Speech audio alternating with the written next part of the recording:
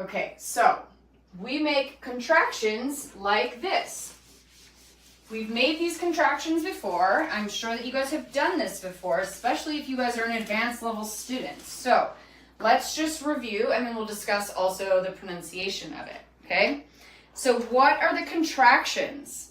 So we've got our pronouns, right? I, you, she, he, it, and then we and they, okay?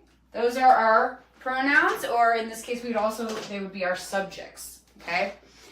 So when we're using the past perfect, we erased part of our thing here. So we've got here, let's go back to our formula. That's subject.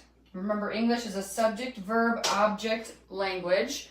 Subject, verb, object, okay?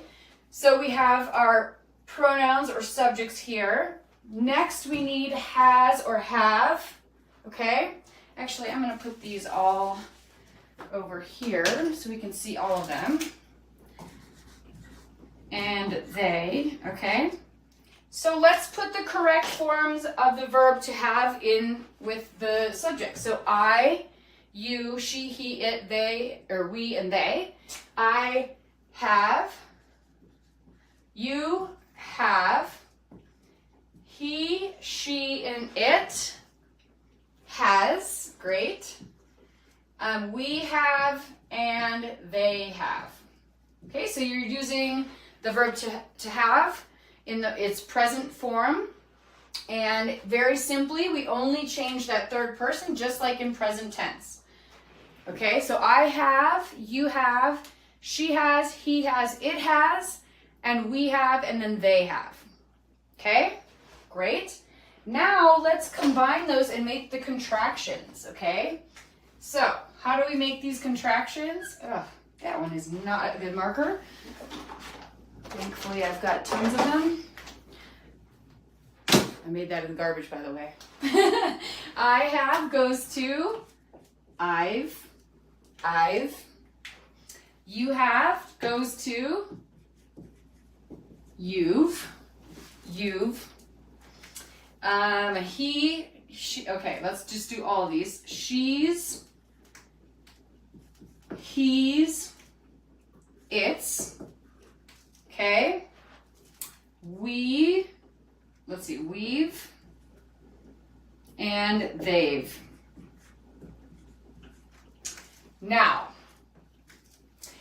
we have,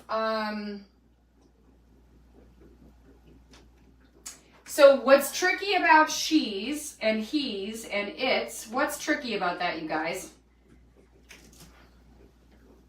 So these contractions can be two things, one or two. It can be she is or she has.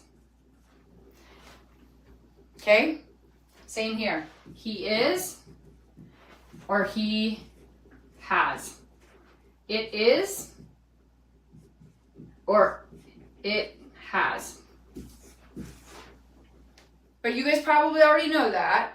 And then, yes, so contractions can be tricky. And the way that you're going to know if you're referring to she is, he is, or he has, she has, is by having this part here. If there's a participle, then you're using the present perfect, okay? So let's look at the pronunciation for these. So if you've been coming to the pronunciation and fluency class, this should be just a no-brainer for you because we're working on all of these sounds. Okay, so if we use the International Phonetic Alphabet, is I've. All right? You've, how would we write that, you guys? If you haven't done the first class for pronunciation and fluency and you're struggling and you don't know what I'm talking about right now, please go back and watch those classes.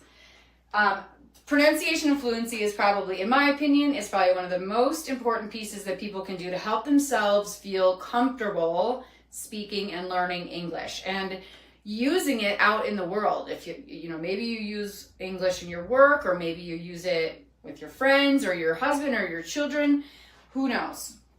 ultimately, we just have to practice these sounds. And the pronunciation and fluency class, we just dive super deep into, especially the vowels and these kinds of examples like the contractions, okay?